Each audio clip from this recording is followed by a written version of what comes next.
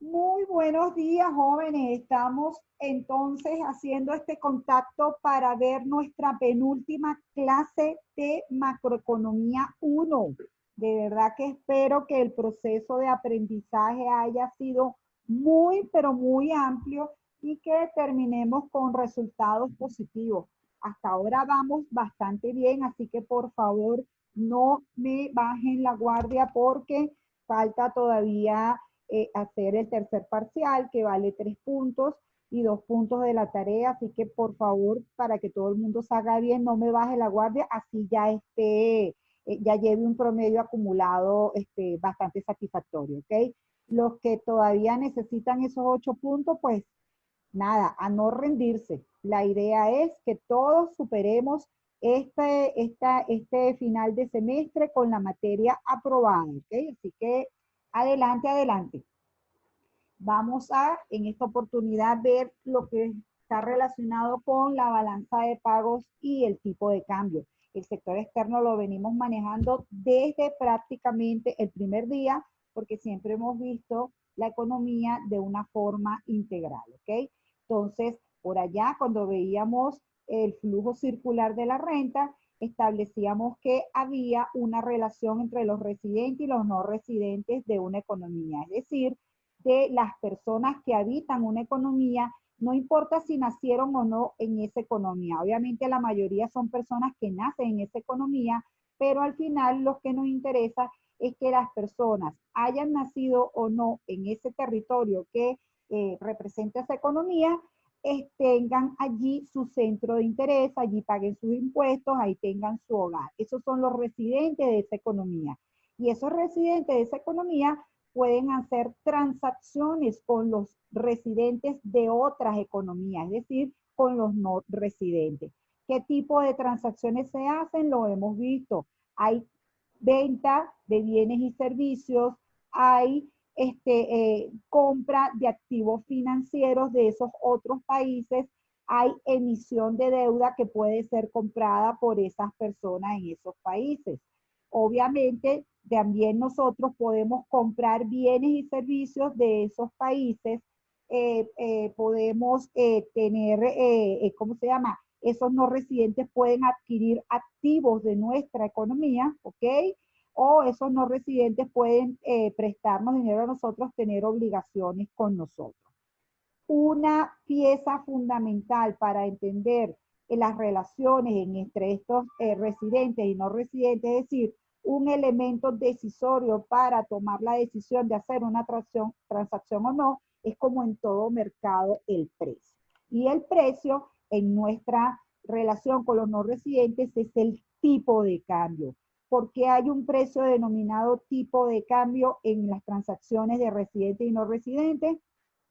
Porque los residentes tienen una moneda local, los no residentes tienen una moneda local en sus determinados países, pero no se hacen los intercambios relacionando la moneda del país de un país con el otro, sino que ambos países, por conveniencia, por confianza, prefieren hacer las transacciones en una tercera moneda que se le conoce como divisa, porque entonces es una moneda que por algún respaldo o confianza que hay en la economía que la emite, es aceptada internacionalmente. Entonces, este país va a transar sus bienes y servicios con el resto del mundo en esa divisa, es decir, que va a hacer intercambios o va a tener una relación de precio de la moneda de este país con esa divisa igual los otros países. Entonces, importantísimo saber que existe un precio que relaciona las monedas de los países y básicamente es la relación de la moneda nacional con la divisa en la que se van a hacer los intercambios de bienes y servicios. Eso es el tipo de cambio nominal. Entonces, en definitiva, el tipo de cambio nominal es el precio al que se intercambia la moneda nacional por moneda extranjera, ¿ok? Y allí también se le puede decir que es el precio del dólar porque, bueno, es un poco cuánta moneda nacional se necesita para intercambiarla por esa divisa que generalmente, sobre todo en esta parte del continente, es el dólar, ¿ok? Cuando nosotros decimos que el tipo de cambio nominal es 254.000 bolívares, lo que estamos diciendo es que necesitamos 254.000 bolívares para intercambiarlos por $1. Todas las transacciones que nosotros vayamos a decidir hacer están en función de ese tipo de cambio, ¿ok? Entonces, en ese mercado va a haber exportaciones, va a haber importaciones. Las exportaciones van a responder a ese tipo de cambio y van a responder al ingreso de los países extranjeros. ¿Por qué? Porque los extranjeros, mientras más ingresos tengan, van a poder comprar más bienes y servicios nuestros. Las importaciones, por su parte, van a depender del ingreso de esta economía local y van a depender del tipo de cambio. Esos son factores que ya vimos en el modelo ISLF.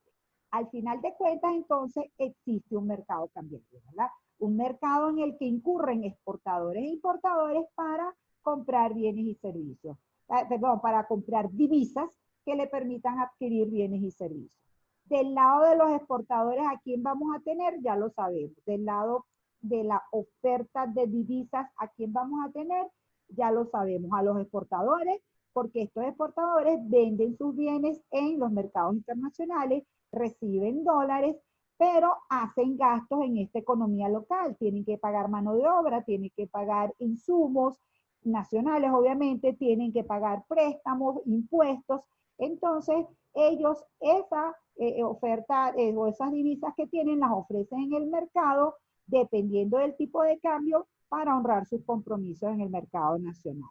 También están los no residentes que quieran hacer inversión extranjera directa en Venezuela, es decir, siempre que un no residente quiera montar una empresa en Venezuela, quiera traer un capital a Venezuela, pues entonces ofrece dólares en el mercado cambiario para poder tener acceso a la economía interna. Y finalmente, los turistas, ¿verdad? Los no residentes que vengan a nuestra economía van a traer sus dólares y van a intercambiarlo por bolívares para poder honrar sus gastos internamente por concepto de la actividad de turismo. Esas son todas transacciones de la balanza de pago que van a generar oferta de dólares en el mercado cambiario. Por supuesto, un actor importantísimo aquí es el Banco Central, el cual va a estar ofreciendo, demandando dólares dependiendo de las necesidades del mercado cambiario. Del lado de la demanda, entonces, ¿a quién vamos a tener? Vamos a tener a los importadores, porque ahora los residentes necesitan comprar divisas para poder hacer sus operaciones con el resto del mundo. Si esos residentes, en vez de comprar bienes y servicios, quieren comprar un activo financiero, pues también tienen que hacer el cambio de los bolívares a los dólares. Y finalmente, si esos residentes quieren hacer actividad de turismo en otras economías, pues necesitan llevar dólares para poder honrar sus compromisos en esas otras economías. Entonces, el tipo de cambio nominal va a resultar de las transacciones que ocurran en el mercado cambiario y el precio que se va a obtener en un día, en una semana, en un mes, va a depender si es un régimen de tipo de cambio flexible del libre juego de oferta y de demanda de dólares. Recordar entonces siempre que cuando el tipo de cambio sube, tenemos que dar más moneda nacional por moneda extranjera, lo que quiere decir que el tipo de cambio se deprecia, ¿ok? La moneda decimos que pierde valor porque, bueno, hay que estar dando ahora cada vez más moneda nacional por la moneda extranjera. Nuestra moneda sufre un proceso de depreciación. En el caso contrario, que también ocurre, cuando el tipo de cambio baja, significa que hay que dar menos unidad nacional por moneda extranjera, es decir, ocurre una apreciación de nuestra moneda, ¿ok? Entonces, en tiempos de depreciación, eso es una buena noticia para los exportadores. ¿Por qué? Porque reciben más moneda nacional por moneda extranjera, les rinde más cada dólar. En momentos de apreciación, eso es una buena noticia para los importadores, porque entonces no tienen que dar tanta moneda nacional por la moneda extranjera, es decir, tienen la moneda nacional tiene un mayor poder de compra en de bienes internacionales o en los mercados internacionales. Hasta aquí estamos bien, estamos chéveres. Esto tiene que quedar perfectamente entendido para mis alumnos de macroeconomía 1.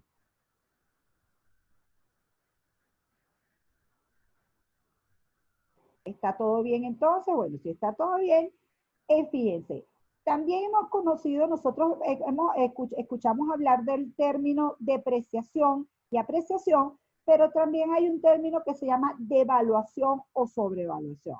La devaluación y la sobrevaluación tiene que ver con un régimen de tipo de cambio fijo. Y entonces, en este caso, la devaluación significa que la autoridad monetaria que estableció el control de tipo de cambio fijo ha aumentado la paridad de ese tipo de cambio. Entonces, se diferencia de la depreciación porque aquí es un acto hecho por una autoridad económica que está diciendo que ahora la relación de intercambio de la moneda nacional por moneda extranjera ha aumentado. Entonces, una devaluación. En el caso contrario, que establezca que la moneda ahora tiene una relación donde hay que dar menos moneda nacional por moneda extranjera, sería una revaluación de la moneda. Entonces, esa distinción es importante. Si eso está claro allí, podemos pasar a la lámina siguiente, donde efectivamente lo que queremos hacer es entender el régimen cambiario y entonces al final qué es lo que es la política cambiaria. Entonces, fíjense, en un régimen cambiario es una norma, es una normativa, es una acción de procedimiento por la cual se guía la política de cambio de un país. Al ser el tipo de cambio, por eso es que se intercambia la moneda en un país con respecto al otro, la influencia de las autoridades económicas sobre cuál es el precio que va a tener el tipo de cambio es bastante acentuada. Es decir, los bancos centrales emiten esa moneda nacional y entonces tienen una gran influencia entre lo que es el intercambio de esa moneda nacional con respecto a las monedas extranjeras. ¿Okay? Las autoridades adoptan un tipo de cambio fijo cuando establecen que el parámetro al que se va a intercambiar la moneda nacional por moneda extranjera es un determinado valor. En el tipo de cambio fijo, por ejemplo, en la época de Venezuela, hubo una época donde el tipo de cambio era 2,5 bolívares por dólar, después fue 4,30 bolívares por dólar, luego siguió subiendo, pero siempre era un régimen que establecían las autoridades económicas. En cambio, en un tipo de cambio flexible, la paridad se obtiene o el precio se obtiene del libre juego de oferta y demanda.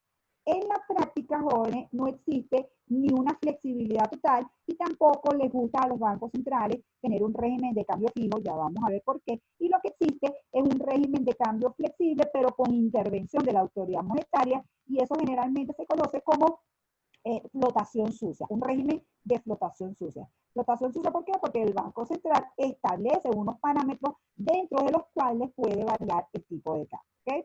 Y finalmente, la política cambiaria no es más que la manipulación que hagan las autoridades económicas del tipo de cambio. Es decir, las autoridades económicas, dependiendo de sus objetivos de crecimiento de la economía, de PIB y de lo que espera que sea el resultado de la balanza de pago, va a establecer cuál es la senda que debe tener el tipo de cambio. A los agentes económicos les encanta tener alguna estabilidad cambiaria o tener mucha estabilidad cambiaria porque eso les permite tomar sus decisiones sin estar pendiente de que puedan perder por tema de movimiento del tipo de cambio. ¿Okay?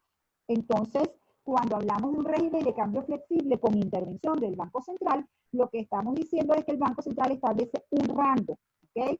A lo largo del tiempo establece un rango de fluctuación donde va a haber un límite inferior de la paridad y un límite superior de la paridad que el Banco Central está dispuesto a tolerar. Siempre que las transacciones en el mercado cambiario mantengan el tipo de cambio por la senda que está dispuesto a aceptar el Banco Central, pues entonces el Banco Central no interviene. En el momento que el Banco Central se da cuenta que, por ejemplo, hay un exceso de demanda de dólares y el tipo de cambio está subiendo muchísimo, se está depreciando el tipo de cambio, el Banco Central decide intervenir en el mercado cambiario ofreciendo dólares para bajar esas presiones sobre la moneda o para evitar que la moneda tenga esa depreciación. ¿Okay?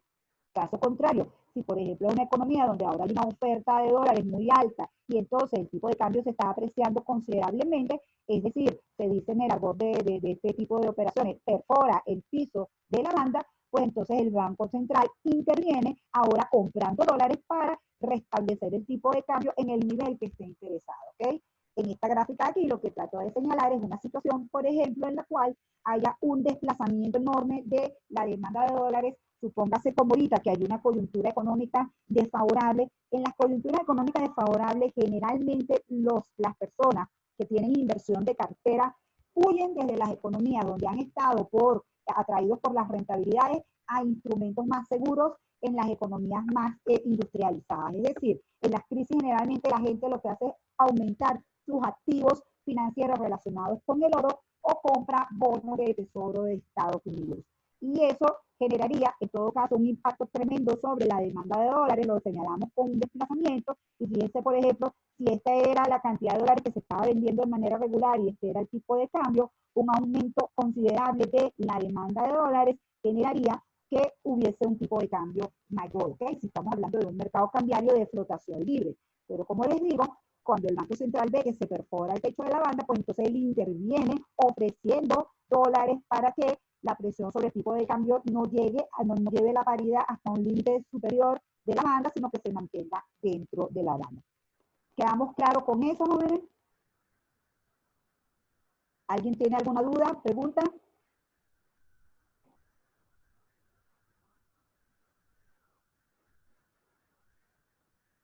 Siempre recuerden que en un mercado cambiario, cuando pasa como ahorita, que hay una depreciación tremenda de la moneda, es porque hay una sobredemanda y exceso de demanda sobre oferta, y eso va a generar que el precio suba, es decir, el tipo de cambio aumente.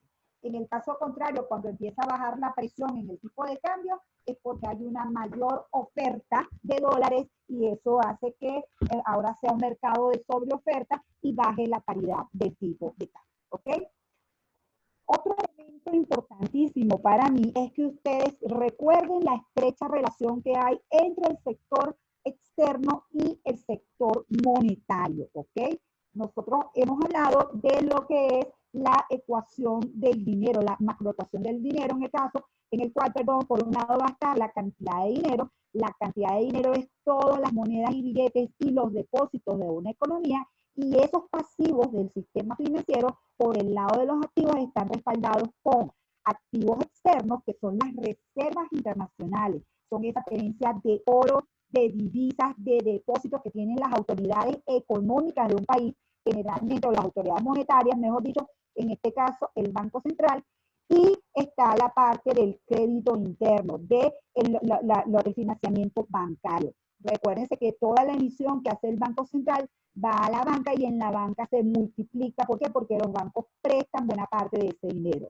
Ahora, parte de ese dinero tiene que estar en activos externos para que esta economía pueda honrar sus compromisos con el resto del mundo. Entonces, lo que ocurra en la balanza de pago va a generar un determinado resultado de las reservas internacionales. Obviamente todas esas operaciones son en divisas, y cada dólar que se genere en esta economía se convierte a tipo de cambio porque forma parte de la cantidad de dinero de un país. O sea, cada dólar que ingresa a una economía tiene su equivalente en bolívares en esa economía, joven. Las reservas internacionales no son una cosa que queda por allá gravitando solamente relacionada con el sector externo, no. Las reservas internacionales forman parte de la emisión monetaria de un país, de la cantidad de dinero de un país. ¿Okay? En ese sentido, el hecho de que usted como Banco Central tenga dentro de sus componentes activos internos y activos externos y activos internos, hace que lo que ocurra en materia cambiaria tenga impacto en la política monetaria. ¿Por qué? Porque estos activos externos van a estar representados por una determinada cantidad de dinero, ¿verdad? Una determinada cantidad de divisas y de depósitos. Y usted va a acudir a los mercados cambiarios como Banco Central a vender o a comprar divisas dependiendo de los requerimientos de ese mercado. Cuando el tipo de cambio es fijo, entonces las operaciones que ocurren en el mercado cambiario tienen que ser compensadas por el Banco Central para mantener la paridad específica. Si hay una sobreoferta de dólares, el Banco Central tiene que comprar. Si hay una sobredemanda de dólares, el Banco Central tiene que vender. En ese sentido, como él no está dejando que el precio fluctúe, la política fiscal genera que la política monetaria sea de alguna manera una política que tiene que acomodarse a lo que ocurra en el mercado cambiario. Entonces, siempre que haya tipo de cambio fijo, la política monetaria queda un poco restringida para operar. Recuérdense que política monetaria, ¿qué es? Política monetaria es aumentar M2. ¿Okay? Si es expansiva, aumentamos M2. Si es contractiva, reducimos M2. Lo que yo estoy diciendo es que cuando el tipo de cambio es fijo, usted se compromete como Banco Central a estar moviendo este indicador para responder a una paridad cambiaria. Lo que quiere decir es que a lo mejor si usted no quiere mover la cantidad de dinero, tiene que estar moviendo los activos internos, o puede darse en un contexto donde usted no pueda controlar estos movimientos y ocurra una política, una expansión de dinero no deseada por la autoridad monetaria. Distinto es cuando el tipo de cambio es flexible. Cuando el tipo de cambio es flexible, el Banco Central no está comprometido con un precio de la divisa, no está comprometido con una paridad de tipo de cambio, de manera que los choques de oferta o de demanda que haya en el mercado cambiario van a ser resueltos en parte por el tipo de cambio, y entonces no hay necesidad de impactar las reservas internacionales. En ese caso, el tipo de cambio flexible permite que haya una mayor discrecionalidad de la política monetaria con respecto a lo que ocurra con la balanza de pago y con el saldo de las reservas internacionales. Como hemos dicho, que el Banco Central realmente no puede ni mantener un esquema totalmente fijo, pero tampoco puede dejar que la fluctuación sea muy dramática, a menos que no pueda hacer nada, como en el caso del Banco Central de Venezuela ahorita, que no tiene forma de ofrecer dólares, por lo cual tiene que dejar que la paridad llegue a donde sea, porque él no tiene forma de contrarrestar. Ha tratado de hacer muchas cosas, pero prácticamente ya como que se resignó a que no tiene forma de contrarrestar lo que pase con la paridad cambiaria. En un esquema normal, repito, el Banco Central mantiene un tipo de cambio flexible, por lo cual tiene libertad para su política monetaria, pero eso sí, en el momento de que la fluctuación sea muy ¿cómo se llama? Dramática, o que haya mucha fluctuación del tipo de cambio, pues de alguna manera se centra en mantener la paridad en un determinado límite y empieza a quemar reservas internacionales, si es el caso de una sobredemanda tremenda en el mercado cambiario. ¿Okay? Entonces, hasta ahí estamos chéveres, jóvenes. Deme a alguien, háganme sentir que estoy acompañada, que no estoy sola.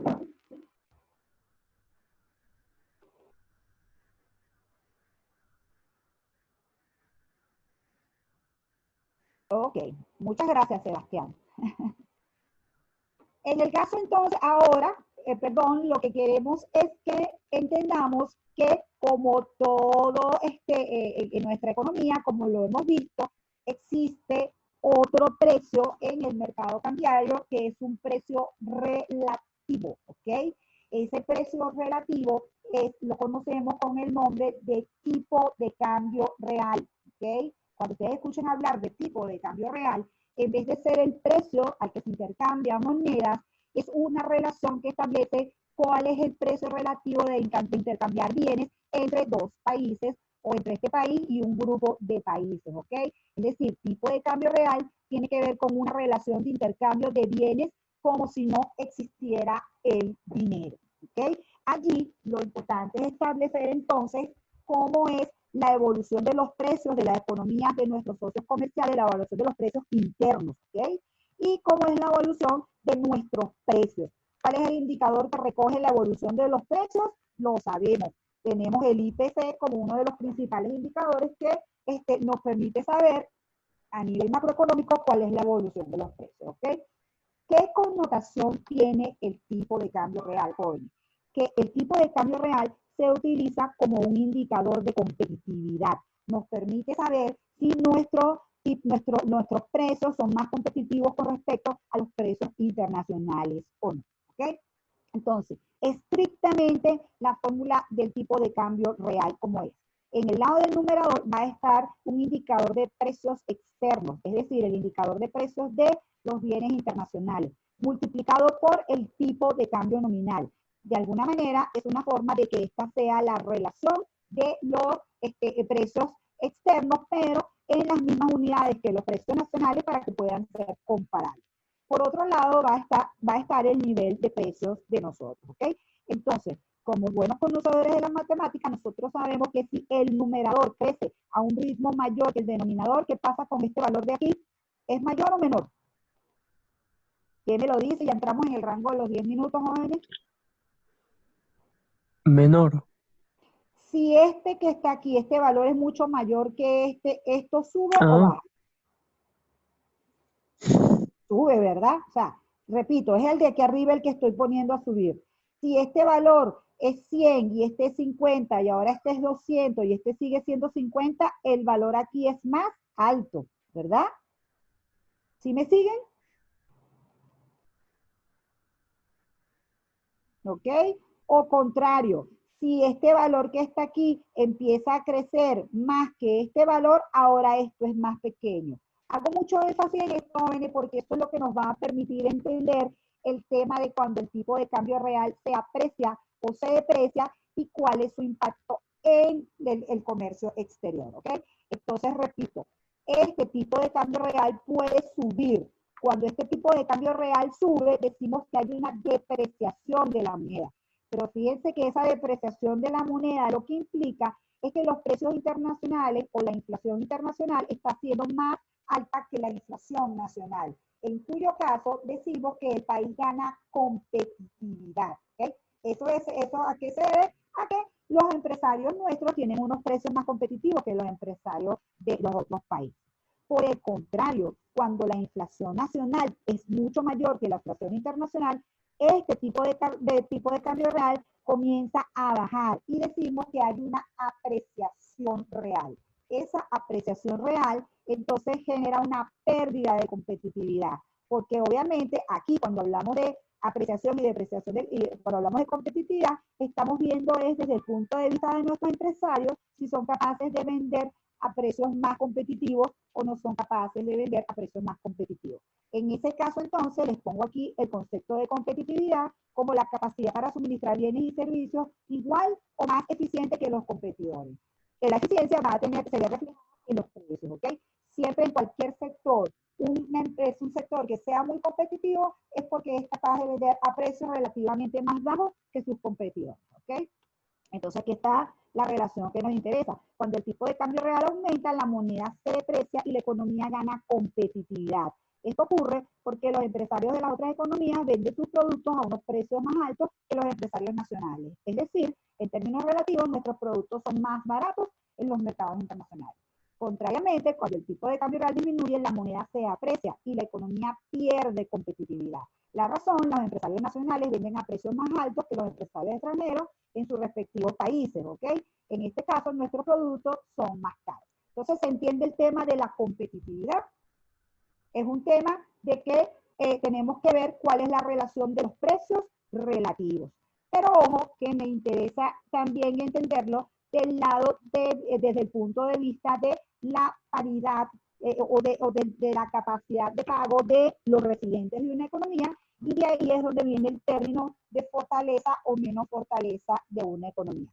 Vamos con el tipo de cambio nominal. Cuando el tipo de cambio nominal se deprecia, se dice que la moneda pierde valor. Y realmente lo que está ocurriendo es que nosotros, ¿cómo se llama? Tenemos que dar más moneda nacional por moneda extranjera. Eso hace que para nosotros sea más costoso comprar bienes en otros países, ¿verdad? Entonces, siempre que haya una depreciación, se desestimulan las importaciones y se estimulan las exportaciones. Ahora, el efecto más claro lo podemos ver en el caso del tipo de cambio real. Siempre que haya una apreciación del tipo de cambio, lo que significa es que para nosotros es más ventajoso comprar bienes en el exterior, nos sale más barato comprar bienes en el exterior que bienes en el país, y entonces siempre que haya una apreciación del tipo de cambio, lo que ocurre es que las exportaciones en términos reales van a subir. Y caso contrario, siempre que haya una depreciación de la moneda, desde el punto de vista de nosotros, lo que significa es que sale más barato comprar los bienes aquí que los bienes afuera, que tienen un valor más alto, y que entonces aquí, ¿cómo se llama? No hay incentivos para importar bienes y servicios. Al contrario, los exportadores sí se ven favorecidos porque los no residentes de otras economías quieren comprar los productos. Ojo que es muy importante, sobre todo mis estudiantes de economía, de estar pendientes de la relación del tipo de cambio nominal y del tipo de cambio real.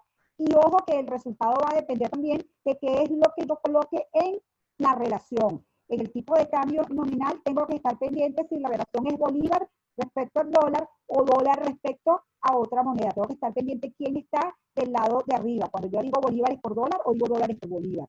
Y en el caso del tipo de cambio real, sobre todo para entender la teoría, hay que estar pendiente si la relación está planteada desde los precios extranjeros sobre los precios nacionales o si está planteada de forma contraria, los precios nacionales versus los precios extranjeros. Porque desde el punto de vista de lo que uno quiera analizar, es diferente la relación, ¿ok? Entonces, espero que me haya quedado bien clarito lo que es el tipo de cambio nominal y lo que es el tipo de cambio real. me quedan 3 minutos, entonces pues, déjenme ver si en esos 3 minutos me da chance de reforzar ahora que ya tenemos la diferencia entre el tipo de cambio nominal y tipo de cambio real, que el tipo de cambio nominal afecta a las exportaciones netas, pero generalmente son movimientos dentro de la curva, ¿sí?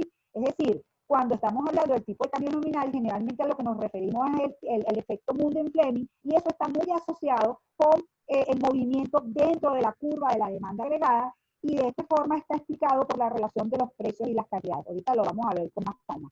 Lo que más me interesa es que me entiendan que cuando estamos hablando de tipo de cambio real o de movimiento del tipo de cambio real, eso significa un desplazamiento de la demanda agregada. Es decir, toda política cambiaria que vaya en función de aumentar el tipo de cambio real es una política cambiaria que busca aumentar la demanda agregada y que ese aumento de la demanda agregada genere un aumento de la producción de bienes y servicios, ¿ok? O sea, realmente la política fiscal no va a estar orientada a controlar precios. Así que lo normal es que se busque que aumente el tipo de cambio y que haya entonces un desplazamiento de la demanda agregada. Repito, esto es en términos reales, ¿ok? Entonces, bueno, ya nos queda muy poquito aquí, así que para no quedarnos, ¿cómo se llama? Guiados con los derivados de la otra, vamos a cerrar eso ahorita y vamos a... Ustedes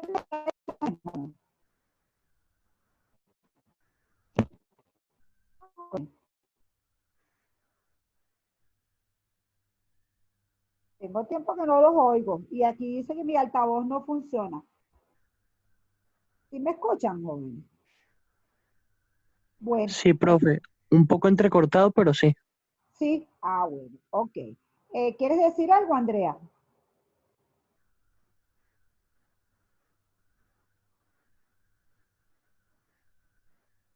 Bueno, nos queda un minuto.